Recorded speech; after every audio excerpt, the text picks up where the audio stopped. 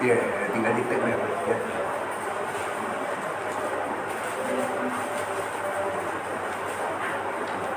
Iya, jadi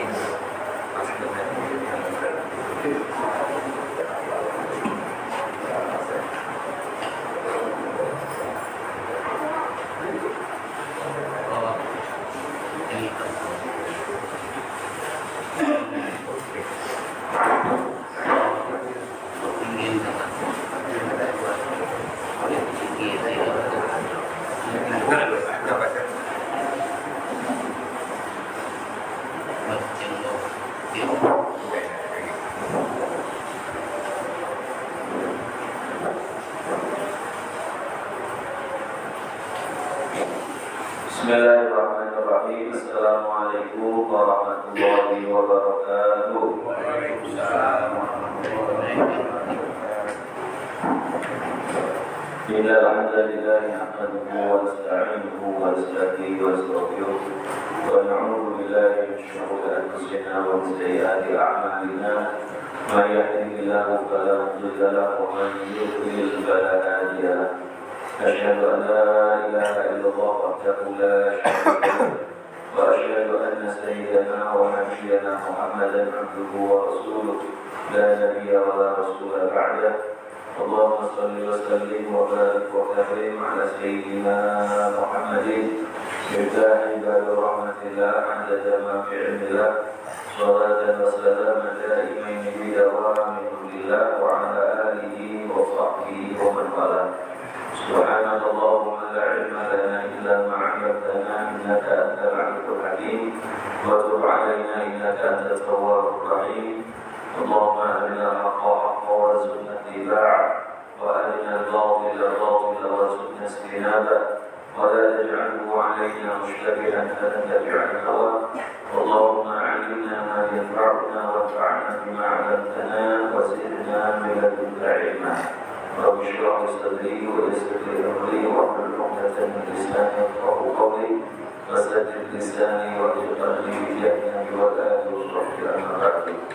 ونفعنا بالتعليم ونفعه بالاتباع والتدبر والتدبير وإفادة والاستفادة وحتى تنصر كتاب الله تعالى من النبي صلى الله عليه وسلم ابتغاء مرضات الله العالمين.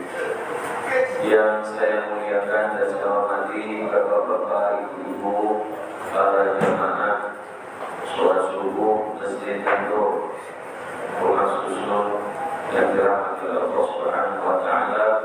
Alhamdulillah kita memanjatkan puji dan syukur pada Allah Subhanahu wa Ta'ala pagi hari ini kembali diberikan kesempatan untuk menjalankan ibadah sholat subuh berjamaah dan melanjutkan kembali pengajian bulanan kita di masjid ini pada setiap Selasa pertama pada setiap bulannya dalam pembahasan materi fikih dalam pemahaman kata Imam Syafi'i radhiyallahu ta'ala melalui pembahasan kitab Safinatul Najah. Mudah-mudahan Allah Subhanahu wa Ta'ala terima amal ibadah kita semua dan memberikan pahala yang sebesar-besarnya serta memberikan ilmu yang manfaat. Amin ya rabbal alamin. Salam dan salam selalu kita aturkan kepada junjungan agung Nabi besar Muhammad sallallahu alaihi wasallam beserta keluarga beliau, para sahabat dan seluruh pengikut setia beliau hingga hari akhir. Bapak-bapak, ibu-ibu, melanjutkan materi kita dalam kitab Safinatul Najah ini. Pada pertemuan yang lalu kita membahas dalam dua pasal yang pertama mengenai waktu-waktu yang terlarang dalam melaksanakan sholat. Ya, silakan buka halaman 27. Ya, 27 bahwa di dalam 24 jam itu ada waktu-waktu yang kita tidak boleh melaksanakan sholat di dalamnya. Yang pertama ketika terbit matahari sampai matahari naik 1 tombak. 1 tombak itu kira-kira 4 derajat ya, atau dalam menitnya kira-kira 16 menit. Ya, misalnya hari ini waktu terbitnya itu jam 5.37. Nah, jadi ditambah 16 menit ke depan berarti adalah 50 berapa 3 ya, 53, maka itu sudah masuk waktu kebolehan sholat ya. Jam 5:53 pada hari ini sudah bisa kita laksanakan sholat kembali, dan itulah yang disebut dengan waktu duha ya, waktu duha, dan kita bisa laksanakan sholat duha di dalamnya, atau kita bisa laksanakan juga sholat sunat isyraq ya.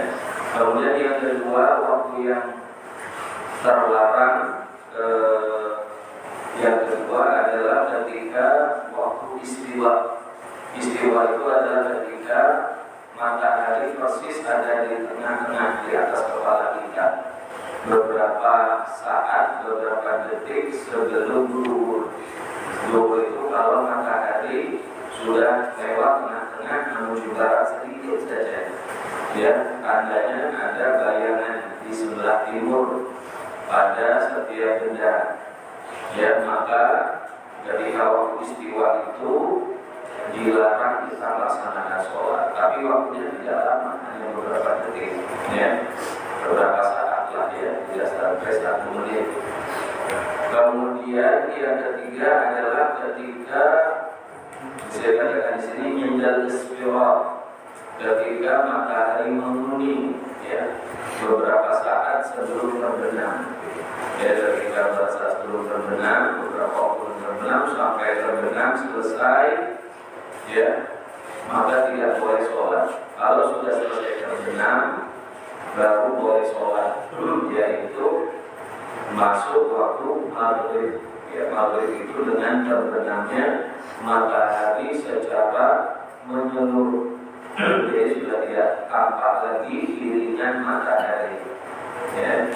Kemudian yang keempat adalah setelah sholat subuh seperti kita sekarang ini ya, sampai terbit matahari seperti nomor tadi, lalu menunggu matahari naik 1 tombak ya. Jadi dari waktu sekarang ini sampai terbit tidak boleh sholat. Nanti dilanjutkan dari terbit sampai matahari 1 tombak belum boleh sholat juga ya. Kalau matahari sudah 1 tombak 16 menit dari terbit baru kita sholat. Dan yang kelima adalah setelah sholat asar sampai terbenam matahari. Kalau sudah sholat asar maka tidak boleh sholat sampai menunggu matahari terbenam penuh baru kita laksanakan sholat ya. Itulah 5 waktu dalam 1 hari 1 malam di mana kita tidak boleh melaksanakan sholat. Tapi sholat yang tidak boleh dilaksanakan apakah semua sholat? Tidak, hanya 2 jenis sholat ya, hanya 2 jenis sholat. Yang pertama yaitu sholat yang memiliki sebab belakangan, yang sebabnya datang terakhir. Sholat dulu baru ada sebabnya. Contohnya sholat sunat safar. Orang kalau mau safar, mau pergi jauh, dianjurkan sholat sunat ya. Sholat sunatnya kapan? Sebelum safar, sebelum pergi meninggalkan wilayahnya. Jadi dia sholat dulu, setelah selesai sholat baru dia berangkat. Nah, berarti kan berangkat tidak sebab dia sholat, tapi dia sholat duluan. Dia setelah selesai sholat baru dia berangkat. Ini namanya sholat sunat yang sebabnya datang belakangan. Belakangan maksudnya setelah selesai sholat. Nah, sholat seperti ini tidak boleh dikerjakan di waktu terlarang. Contoh yang lain, sholat sunat ihram. Sholat dulu baru ihram. Ihram itu mau niat haji atau umrah. Mudah-mudahan Allah memberkati kita haji dan umrah dan berziarah ke makam Nabi Muhammad SAW. Amin ya rabbal alamin. Aku amin lambat. Ya, kemudian contoh yang lain, sholat sunat hajat. masuk juga sholat sunat taubat, masuk juga sholat sunat istikharah.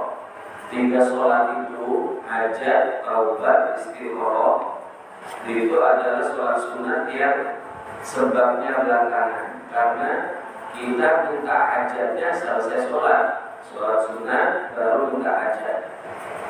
Taubat juga sholat dulu baru minta taubat.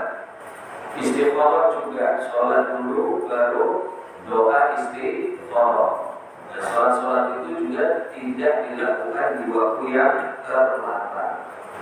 Ya, tidak dilakukan terlarang. Itu sholat yang pertama, itu sholat yang sebabnya datang belakangan. Jadi kalau sholat sunat dan kalau sholat qadha dari sana boleh nggak qadha pada asar pada subuh? Boleh, karena masuk dalam buat tadi.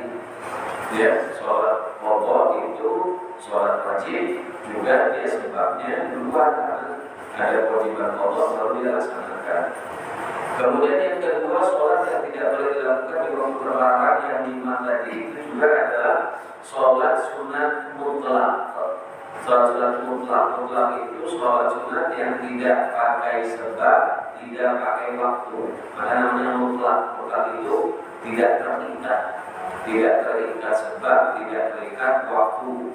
Ya, contohnya dia setelah kita tidak bergantian, lalu kita ingin sholat sunat. Nah, sholat sunat apa yang kita lakukan? Sholat sunat mutlak. Tapi kalau di waktu terlarang ini tidak boleh. Ya, nanti kalau misalnya di waktu duha atau setelah zuhur, ya boleh. Tapi sholat sunat mutlak itu hadirin kalau mau dilakukan, maka kita harus menyelesaikan dulu sholat sunat yang pada waktu tersebut. Misal begini, ya kita mau sholat sunat mutlak di waktu duha, maka sholat sunat duhanya harus dikerjakan dulu sampai selesai. Sholat sunat duha itu maksimal berapa rakaat? 8. Ada sebagian ulama mengatakan 12.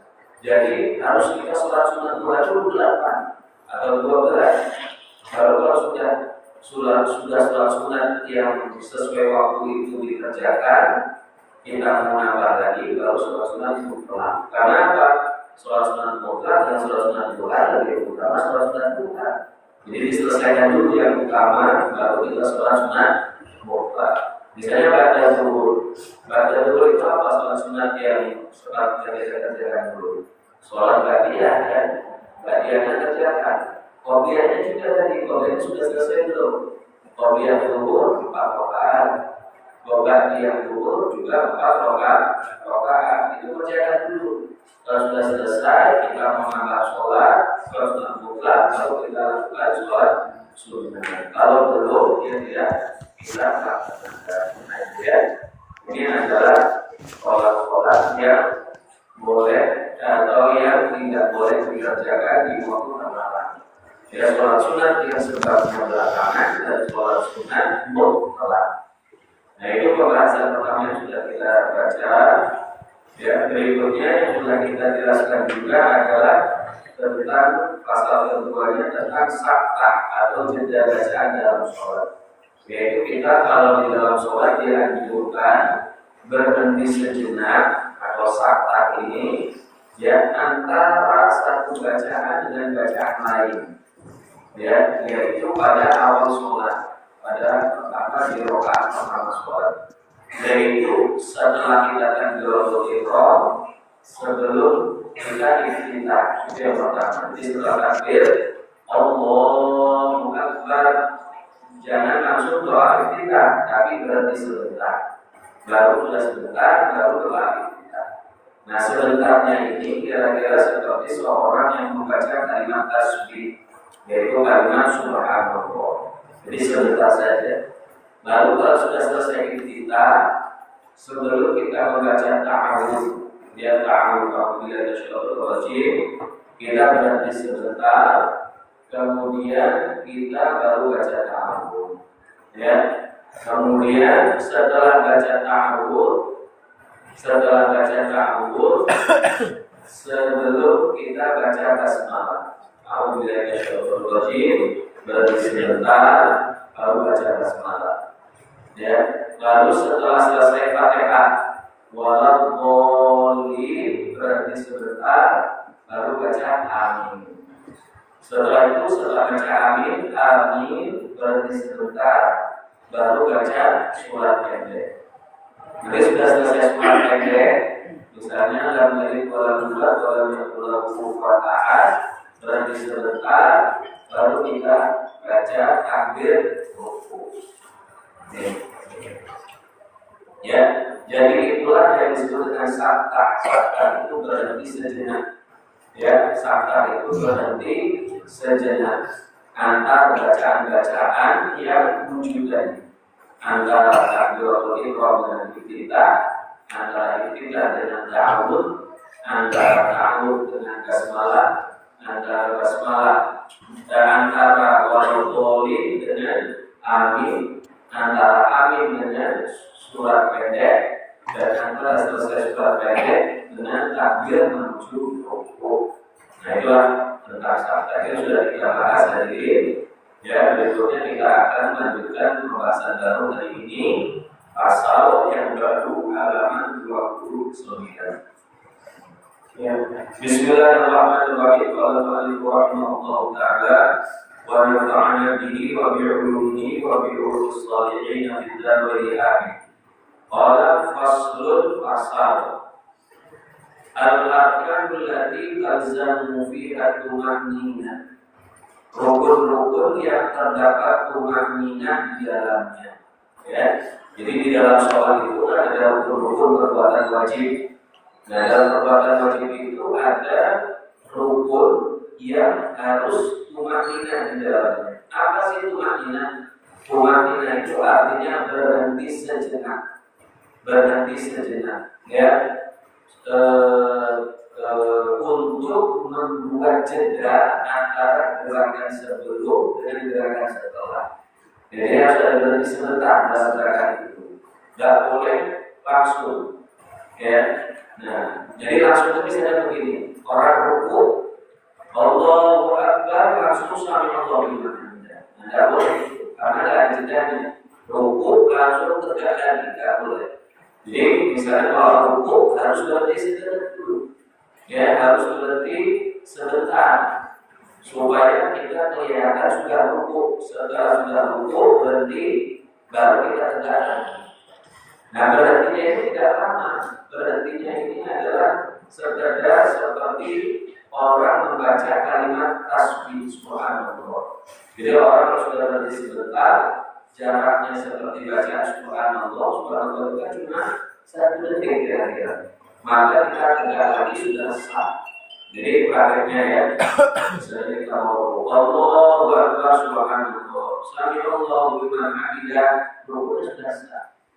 Rukunya sudah sah, padahal berarti cuma sebentar, cuma mengatakan subhanallah. Ya, itu namanya tuma'ninah. Tuma'ninah itu berarti sejenak. Dan tuma'ninah ini hukumnya wajib dalam 4 perbuatan yang akan disebutkan di sini. Bahkan sebagian ulama kita ulama Syafi'i menjadikan tuma'ninah itu rukun sholat, bukan hanya syarat dalam sholat, bukan dalam rakaat ini, tapi rukun dari perbuatan pokok. Ya, perbuatan pokok. Ya. Nah, yang menjadi dalil tentang kewajiban tuma'ninah itu dari kajian Rasulullah SAW. Suatu ketika ada orang sahabat Nabi yang masuk masjid terus sholat, ya, sholatnya salah, tidak ada tuma'ninah, cepat terus, ya, panggil. Lalu orang itu datang kepada Nabi, nyalam, assalamualaikum ya Rasulullah. Langsung dijawab waalaikumsalam. Lalu kata Nabi sebelum dia ngomong apa yang lain, sholli fa innaka lam tusalli. Kamu sholat lagi, kamu tadi belum sholat. Ada pemilihan itu, ya, sholat lagi. Yang kedua, cepat pulang, selesai. Ya, datang lagi. Ya, kata Nabi, sholli fa innaka lam tusalli. Bayar yang sholat. Ya, kamu tadi belum sholat. Tiga kan, sholat lagi. Cepat cukup, selesai. Datang lagi.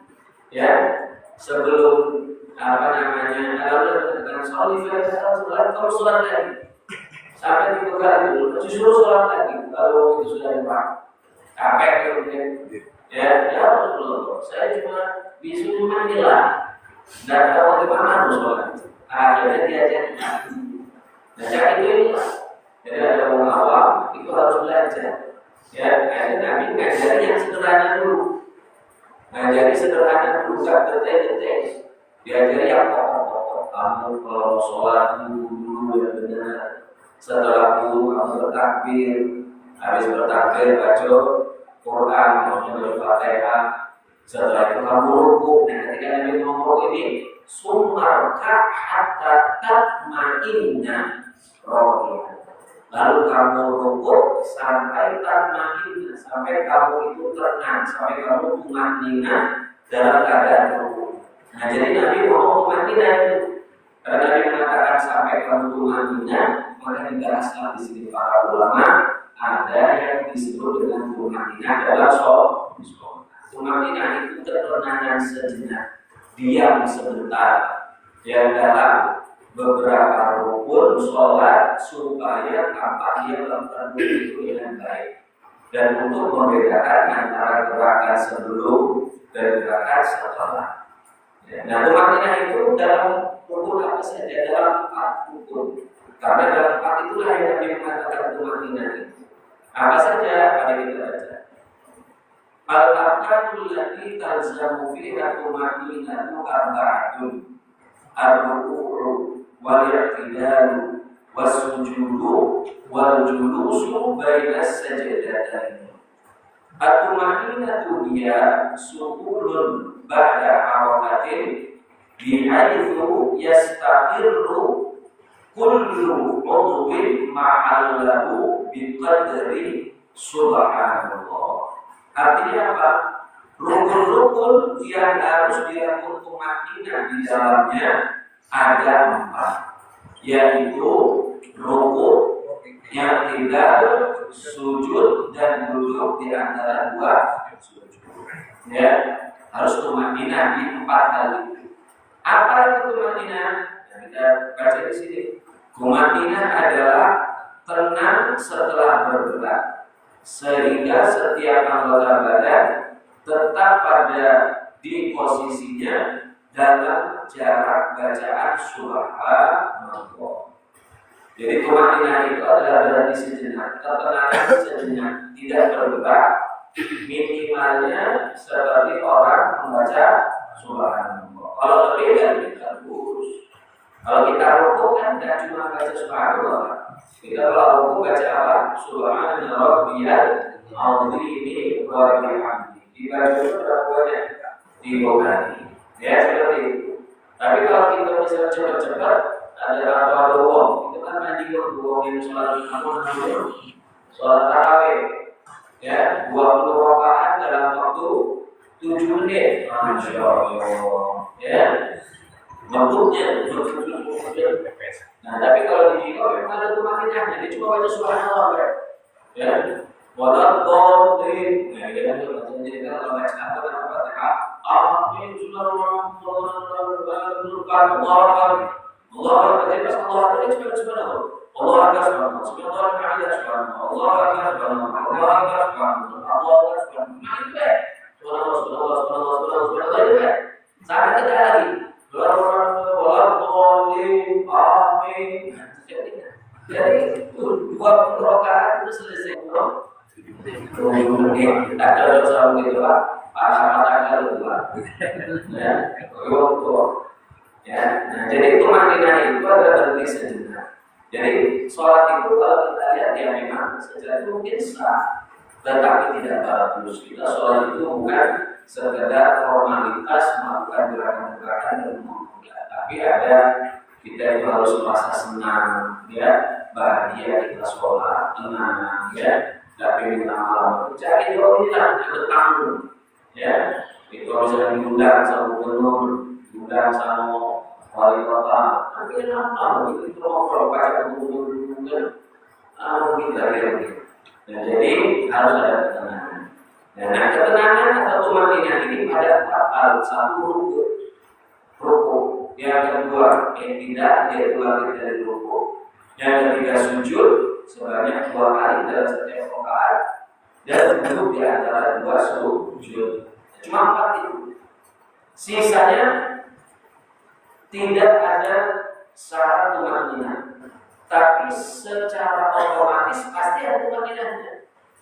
Karena pada gerakan-gerakan selain 4 ini ada bacaan yang harus dibaca. Pada slide ini apa gerakan sholat selain ruku, i'tidal, sujud, duduk? Apa gerakan lain? Berdirinya tegak, itu kan tegak. Tapi ketika kita tegak, kan ada bacaan yang harus kita baca. Apa ketika kita tegak, bacaan yang harus kita baca? Baca apa? Pas kita tegak. Nah, takbir pertama, oke. Aku lagi yang bacaan yang wajib, yang harus kita tegak. Baca Fatihah. Baca Fatihah kan ketika kita tegak, baca Fatihah. Jadi kalau kita baca Fatihah kan wajib. Kalau kita baca Fatihah, otomatis sudah ada tumanina. Karena panjang Fatihah itu 2 ayat. Ya, kalau ruku itu memang ada bacaannya. Subhanallah ini wa bihamdi. Tapi bacaan ruku itu wajib atau tidak? Wajib atau sunnah? Sunnah, tidak wajib. Kalau dibaca tidak apa-apa. Nah, kalau tidak dibaca, maka disyaratkan dia harus tumanina. Kalau cuma ini tidak baca sama sekali, dia harus tegak dulu. Allah Akbar, subhanallah, tidak benar. Tenang dulu, minimal tenangnya itu seperti kita membaca subhanallah. Jadi disyaratkan tumanina. Begitu juga ketika i'tidal. Ketika i'tidal, ya, ada tidak bacaan wajib ketika i'tidal? Tidak ada. Bacaan Rabbana lakal hamdu bil samawati wa bil ardi wa bil ma bainahuma wa bil ma syi'ta min syai'in ba'du itu hukumnya wajib atau sunnah? Sunnah. Kalau tidak dibaca sholatnya sah atau tidak? Sah. Maka kalau misalnya tidak wajib, jangan sampai kok tidak baca sama sekali langsung dari yang tidak masuk sujud. Maka disyaratkan tumanina dulu. Ya, misalnya dia meskipun dia tidak baca sama sekali ketika dia ruku, tidak baca sama sekali ruku ini. Tapi sejarah tumanina, sejarah dia baca subhanallah sudah sah. Tegak begini tidak baca-bacaan sama sekali, tapi agak sedikit seperti subhanallah sudah sah ya tidak. Begitu juga sujud, bacaan sujud subhanallah biar adalah wa bihamdi. Itu bacaan wajib atau bacaan sunnah? Sunnah. Kamu baik kalau bacaan sunnah dari baca apa-apa, maka dia harus berhenti sejenak. Ya, jangan cepat-cepat. Begitu juga yang terakhir, pada gerakan duduk di antara 2 sujud. Setelah kita sujud, itu duduk. Benar? Nah, ketika duduk itu, apa yang kita baca? Rabbil firli, warhamni, wajibuni, warfa'ni, warzuqni, wahdini, wa'afini, wa'afani. Itu udah baca 8. Itu bacaan 8 itu wajib atau sunnah? Sunnah. Ditinggalkan boleh atau tidak? Boleh. Tapi kalau ditinggalkan tetap harus duduk sebentar. Harus ada tumanina minimal jaraknya seperti orang membaca subhanallah. Nah, itulah sebab mengapa 4 gerakan tadi harus ada tumanina karena bacaan di dalamnya itu bacaan sunnah. Ya, jadi dikhawatirkan karena bacaan sunnah ada orang tak baca sama sekali. Ya, tapi kalau sudah tegak berdiri itu ada bacaan wajibnya, Fatihah. Ya, kemudian gerakannya berikutnya yang wajib apa? Ketika tahiyat akhir. Tahiyat akhir itu dulu wajib. Ya, dan tapi tidak disyaratkan tumanina. Ngapa? Karena ketika tahiyat akhir ada bacaan wajibnya. Apa bacaan wajib ketika tahiyat akhir? Apa bacaan wajib ketika tahiyat akhir? Yang pertama bacaan tahiyat itulah. Bacaan tahiyat akhir itu hukumnya wajib. Setelah itu bacaan apa yang kedua yang wajib di situ? Sholawat. Wajib pula. Setelah sholawat, bacaan yang ketiga yang wajib apa? Salam. Jadi 3 rangkaian itu wajib berapa? Tahiyat, sholawat, kemudian salam. Maka tidak bisa disyaratkan tumanina. Orang otomatis langsung tumanina karena harus membaca bacaan yang 3. Paham bahwa ya? Nah, ini namanya tumanina. Ya, alhamdulillah kalau kita secara umum kita sholat itu pasti ada tumanina. Tidak ada langsung itu sholat tanpa tumanina itu tidak. Nah, tumanina ini bapak-bapak kurang lebih sama seperti sakit tadi. Ya, kan sakta juga diam sejenak. Sakta yang berdasarkan dari usul tujuh, ya, berarti sejenak antara takbiratul ihram dengan iftitah, antara iftitah dengan ta'awun. Ada berarti sejenak, tapi itu berarti sejenak untuk jeda, untuk membatasi antara satu bacaan dengan bacaan yang lain. Nah, itu berarti sejenaknya namanya sakta. Kalau ini yang kita bahas berarti sejenaknya namun tumakninah. Jadi tumakninah dan sakta itu sama-sama berarti sejenak. Ya, tetapi posisinya yang berbeda, posisinya yang lain. Ya, baik, berikutnya kita baca ini pembahasan yang cukup berat tentang sujud sahwi. Nah, dengan baca qala faslun pasal itu maksudnya pembahasan baru, judul baru. Asbabu sujud sahwi, penyebab sujud sahwi. Nah, sebab-sebab yang membuat seorang itu harus sujud sahwi. Nah, sebelum kita bahas itu, aku nanti menjelaskan dulu apa itu sujud sahwi. Apa itu sujud sahwi? Ya, sujud artinya sujud. Sahwi artinya lupa atau salah. Ya, jadi sujud sahwi itu adalah sujud yang dilakukan karena kesalahan atau kelalaian atau kelupaan kita di dalam sholat. Jadi kalau ada kelupaan kelalaian dalam sholat yang baik itu sesuai dengan arahan yang akan disebutkan nanti, maka kita sebagai orang yang sedang sholat itu dituntut, diperintah untuk melakukan sujud sahwi. Nah, sujud sahwi itu mana bentuknya? Ya sujud biasa, sujud biasa. Tapi jumlahnya 2 kali sujud. Nah, ingat-ingat. Ya, aduh itu kadang-kadang ada orang yang sujud cuma sekali. Dan sujud sahwi itu 2 kali. Yang sujud sekali itu sujud tilawah. Sujud tilawah itu sujud kalau itu membaca ayat-ayat sujud tilawah yang ada dalam Quran, yang ada 14 itu. Contohnya ayat terakhir surat Iqra bismillahirrahmanirrahim. Wasjud waqtarib, kan ada gambar apa namanya gambar masjid itu lah, masjid itu lah. Nah, itu namanya ayat sujud tilawah. Kalau kita membaca ayat itu, maka kita sujud, namanya sujud tilawah. Itu sujudnya sekali, sujud, duduk, langsung salam. Ya, takbir dulu, tapi takbir, sujud, duduk, terus salam. Atau juga sujud syukur sama kayak sekali juga. Sujud syukur itu adalah sujud kalau kita mendapatkan nikmat yang besar, mendadak, ya, yang tidak umum sehari-hari, maka kita sujud syukur. Ya, itu kalau dalam madzhab itu Syafi'i, niat, takbir, sujud, duduk, salam. Jadi ada takbir dulu, dibuka dengan takbir, ditutup dengan salam. Kenapa dibuka dengan takbir, ditutup dengan salam? Karena sujud-sujud itu mirip atau serupa dengan sholat. Sholat itu dibuka dengan sujud, dibuka dengan takbir, ditutupnya dengan salam. Nah, ada sujud sahwi itu jumlahnya 2 kali. Sujud, duduk sebenarnya, sujud lagi, duduk lagi, baru salam. Jadi kita kalau sujud sahwi itu Bapak posisinya 2 rakaat 2 kali sujud dan dibaca dulu sebelum salam, dilakukan dulu sebelum salam. Jadi mana teknisnya? Teknisnya misalnya kita sudah selesai bacaan tahiyat akhir. Inna hamidum majid. Ya, kan besok itu salam. Memang seharusnya Bapak setelah inna hamidum majid jangan langsung salam. Tapi apa? Baca doa dulu sebenarnya. Ya, atau doa itu terserah. Tapi kalau disuruh doa ajaran Nabi itu Allahumma inni a'udzubika min adzabil qabri wa adzabin nar wa a'udzubika min fitnatil mahya wal mamat wa a'udzubika min fitnatil masih ad-dajjal. Ya, itu baru salah. Nah, sebelum salah itulah kalau itu sebelum sahwi, setelah kita sudah baca ayat itu takbir lagi. Allahu Akbar, sujud. Nah, ketika sujud ini, ya, bacaan itu sebenarnya ada riwayat dari Nabi. Ya, kalau misalnya itu nggak bacalah bacaan sujud biasa.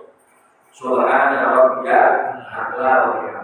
Kalau itu nggak baca juga, gimana juga. Tapi para ulama juga ada yang membuat bacaan khusus. Ini ijtihadnya ulama. Bacaannya itu adalah Subhana man la yanamu wa la yazfu. Subhana maha suci. Man siapa maksudnya Allah. La yanamu siapa yang tidak pernah tidur, wa la yazfu dan siapa yang tidak pernah lupa. Itu bacanya itu Subhana man la yanamu wa la yazfu. Asal kita baca sujud apa-apa. Baca sujud doa sujud dari Subhana rabbiyal azimi wa bihamdihi subhana rabbiyal a'la wa bihamdihi. Dan setelah itu sujud, pertama itu langsung duduk. Takbir pula kita Allahu Akbar duduk. Duduknya sedikit baik. Enggak usah baca Rabbil firli warhamni panjangan pakai lupa. Ya, duduk setengah, langsung takbir lagi sujud Allahu Akbar sujud lagi. Tadi itulah bacaan. Kamu setelah itu takbir lagi sujud, duduk kan? Nah, tapi duduk ini duduk akhir, duduk yang miring itu. Ya, duduk tawarruk. Ya, duduk, setelah duduk langsung salam. Enggak usah baca lagi tahiyat akhir.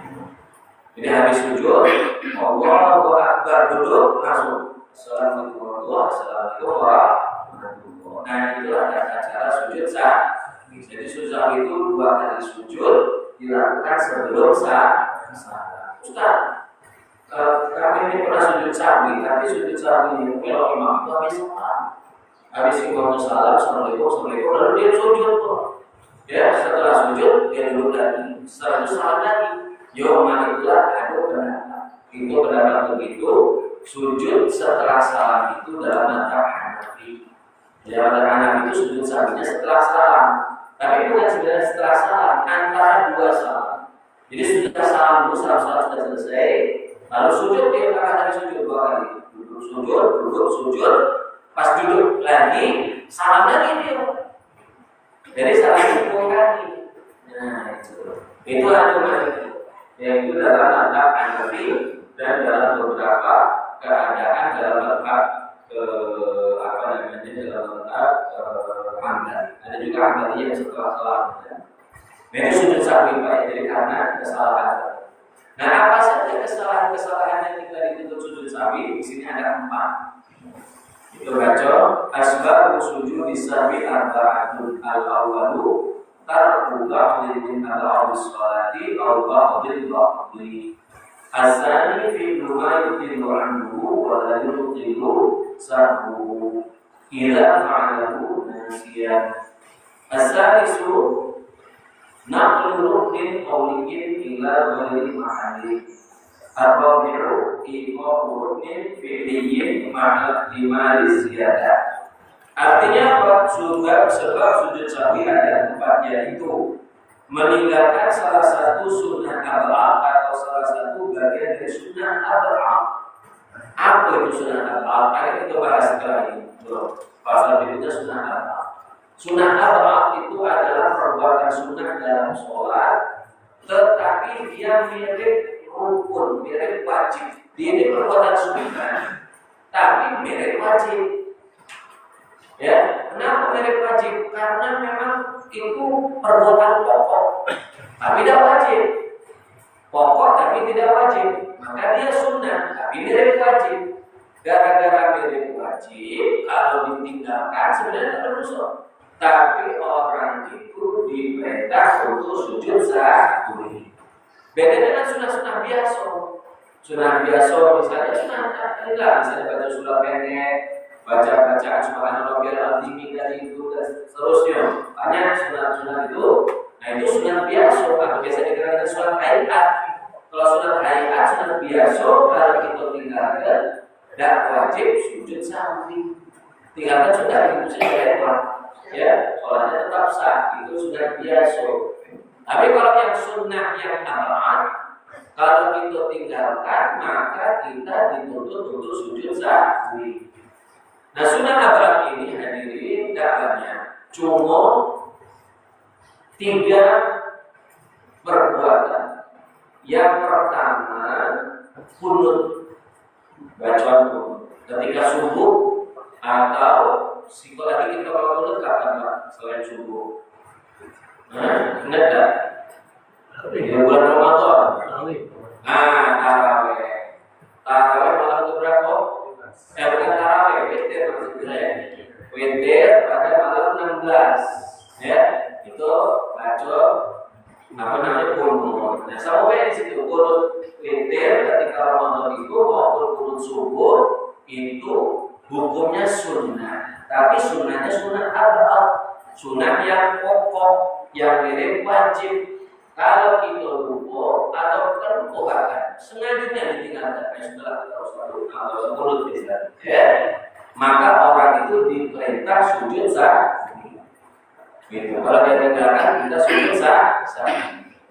Nah, jadi sunat abad itu ada 3. Satu kunut. Yang kedua tahiyat awal dalam sholat. Tahiyat awal itu, ya, dalam rakaat kedua itu, ya. Kalau kita tidak tahiyat awal, maka sujud sah.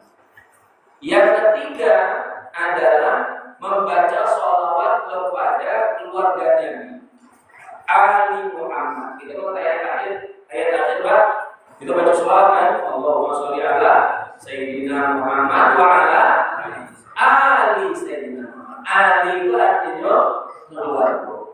Ali Sayyidina Muhammad, keluarga Nabi. Kalau kita sudah baca sholawat kepada keluarga Nabi, maka itu diperintah sujud sahwi. Nah, seperti itu. Ini adalah sunnah abad. Yang kedua melakukan perbuatan yang dapat membatalkan sholat jika dilakukan sengaja, tapi tidak batal jika dilakukan tidak sengaja, yaitu jika melakukannya karena lupa. Jadi ada perbuatan di dalam, kalau kita melaksanakan di dalam sholat, kita mengerjakan perbuatan ini secara sengaja, sadar, maka kita batal sholat. Tapi kalau kita lakukan perbuatan itu tapi tidak sadar, itu lupa, tapi terjadi perbuatan itu. Contoh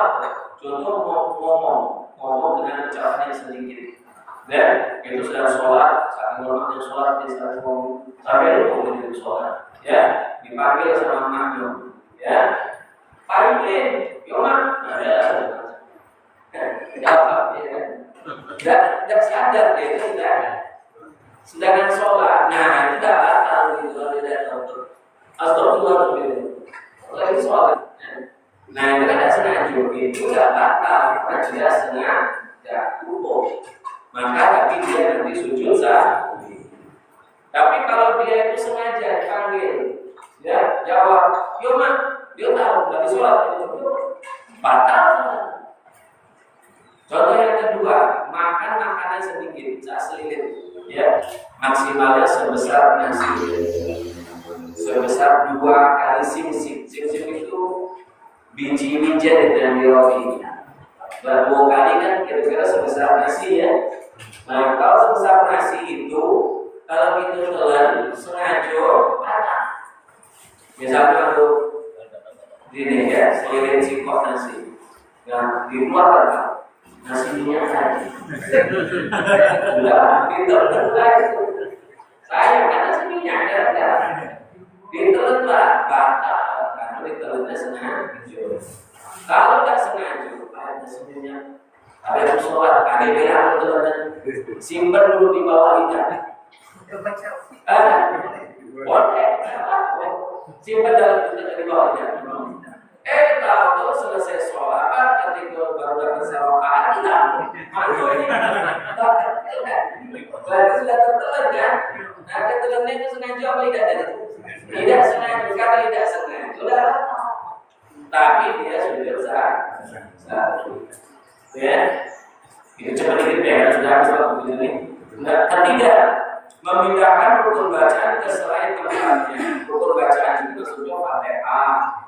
Ya, nah kita baca Fatihah itu pas lagi ruku, lagi sujud kita baca Fatihah. Ya kan memindahkan rukun bacaan bukan pada tempat Fatihah kan sampai tidak pindahkan ke tempat lain, maka sujud sahwi.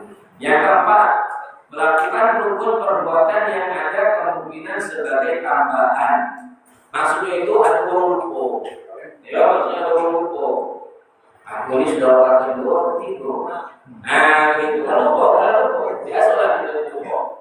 Ya, kalau lupa seperti itu, ambil angka yang paling kecil, 2 atau 3, di 2. Ya, baru kita tambah, berarti tambah sholat lagi atau 2 rakaat lagi, ya sesuai sholatnya. Nah, kalau seperti itu kita sujud sahwi. Ya, seperti itu kita sujud sahwi. Nah, itulah bapak-bapak pelaksanaan sujud sahwi. Dan sebagai penutup, ya, kalau kita makmum lalu imamnya sujud sahwi, kita wajib ikut, meskipun itu tidak salah. Misalnya kita ini masbuk, ini masbuk, itu masbuk misalnya dapat tahiyat akhir. Ada kita melok tahiyat akhir kan dulu, bacalah itu baca tahiyat. Inna tahamidu majid. Tiba-tiba imam itu sujud, Allahu Akbar. Sujud pula sujud sahwi. Kan kita tidak tahu apa-apa, itu tidak salah. Yang salah berarti imam tadi itu. Maka tetap kita harus ikut sujud sahwi. Karena itu makmum itu wajib ikuti. Kalau misalnya Ustaz, itu sudah melok, kan bukan salah gitu, kita harus tegak. Apa hukumnya? Hukumnya sholat kita langsung batal saat itu. Kalau itu melawan imam, ya istilahnya tidak mengikuti imam, sholat yang batal harus diulang. Nah, ya, jadi sujud sahwi itu bagaimanapun kalau kita sebagai makmum imam melakukan sujud sahwi, baik kita ikut salah atau tidak, baik kita tahu salahnya apa atau tidak, maka kita tetap sujud sahwi. Jangan itu ketelan nasi minyak tadi itu. Kan tak mungkin orang lain tahu kan? Imam itu ini soalnya yang ketelan nasi minyak. Ya, nah, kan cuma di dalam mulutnya. Kalau ketelan dia tidak tahu. Kalau dia sujud, jamaahnya nggak tahu. Kalau imam sujud, dulu. Ya, kalau dulu setelah salah baru tanya Pak Imam dari sujud. Nah, dia ada nasi minyak. Saudara diri dan iwalid tadi. Kalau telah tidak sengaja telah akhirnya secara syariatnya dia harus sujud sahwi. Baiklah bapak-bapak, ini pembahasan kita pada hari ini sambil kita menunggu isyarat, ya.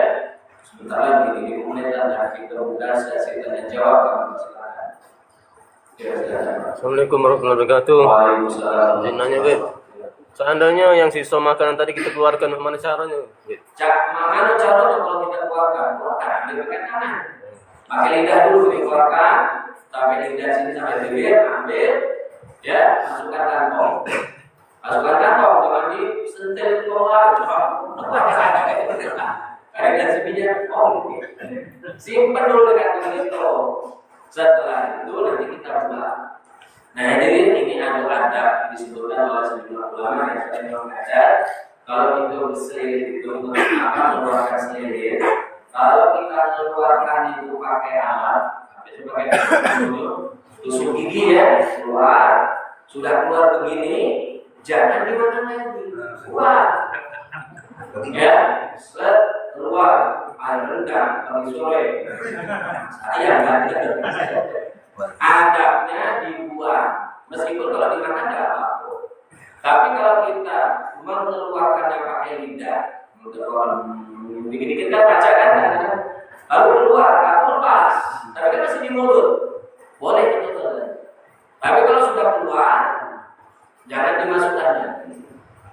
Jangan nasi minyak tadi, sudah di bibir, ambil kalau sini sudah habis selesai sholat tinggal lagi.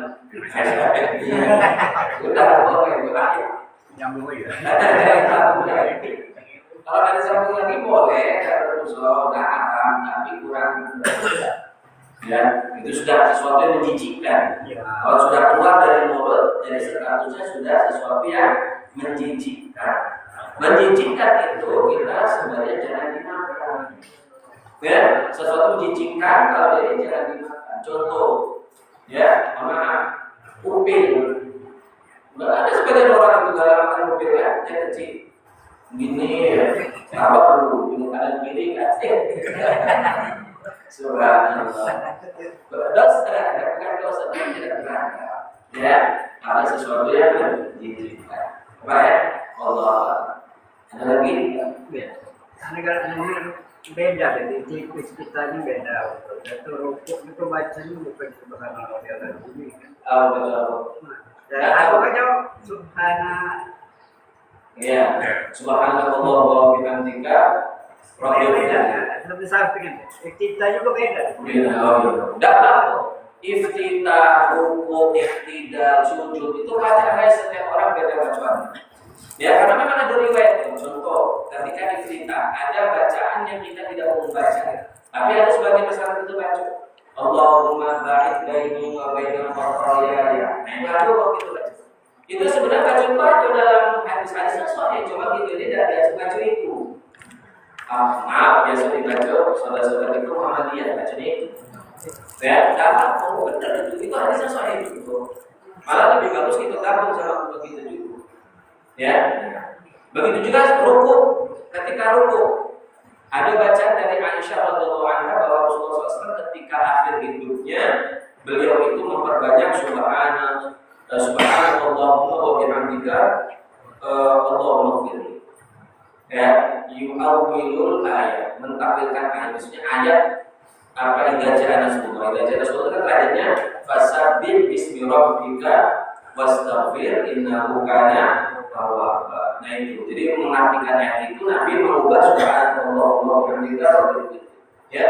Atau bacaan rukuk juga ada subuhun qudus rabbul malaikati wa ruh. Itu bacaan sujud rukuk begitu. Ya, sama juga bacaan ini ada di ketika sujud ada juga. Ya. Jadi kalau kita baca itu kan apa? Jadi banyak apa versi bacaan. Ketika tidak ada bacaan yang dari sahabat Nabi, Rabbana lakal hamdan katsiran thayyiban mubarakan fi. Ada bacaan yang lebih panjang setelah itu baca biasa itu bila salawatu billahi wa bainahum masya'in syai'in ba'du. Kemudian ada lanjutan sebenarnya itu. Ahdatsana wa wa'u ahdatsana wa majid wa nashkuruna laka 'abdun dan seterusnya ada panjangnya. Nah, jadi macam-macam memang versinya udah apa ya, yang nggak boleh itu kalau dia bahasa Indonesia, ya, misalnya dia ngomong apa gitu. Pernah juga saya ada orang bacanya hos-hos ya, ada baca tidak apa, ya, ada di surat dua orang ya, Allah. Terakhir Pak lagi, Ibu. Ada Bu? Dekat ya.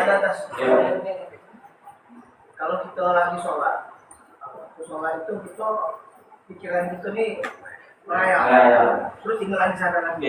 Itu harus Ya, kalau begitu sudah tahu galau gitu. Itu awalnya kan gitu. Ciri-ciri kita orang ini kalau kita sholat tidak pernah khusyuk, ya, takbir. Dengan berbaca bismillahirrahmanirrahim itu pasar. Ya, sudah selesai keliling pasar, kalau ini balik lagi. Kalau saya amin bismillah lagi balik lagi gitu ke proyek ini. Mau lalu balik lagi sana. Biasalah itu. Kadang-kadang sampai Jakarta belum ini. Ya, akhirnya jauh sampai Jakarta.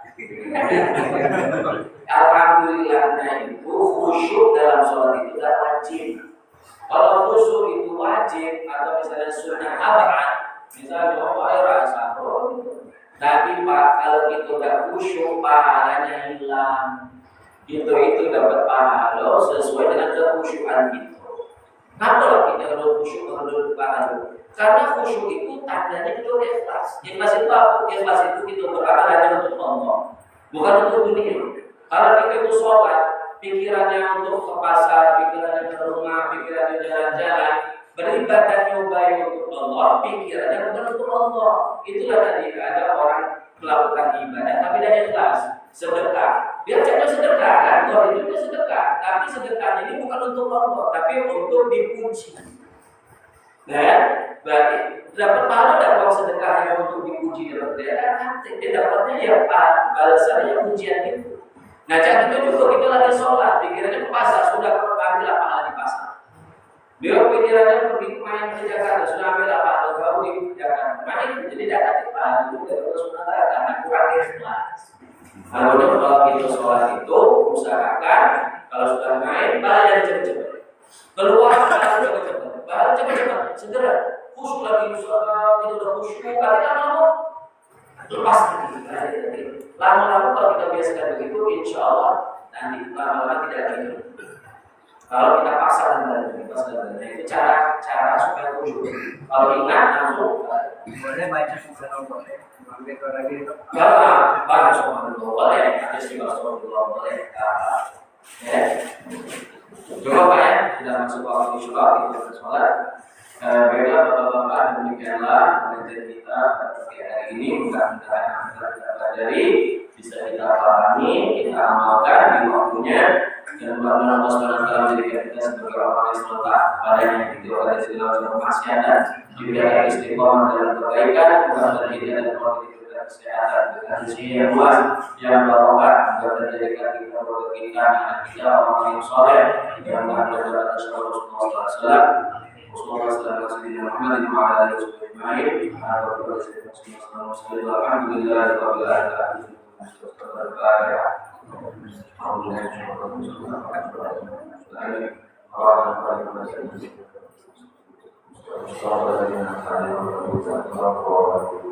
Wassalamualaikum warahmatullahi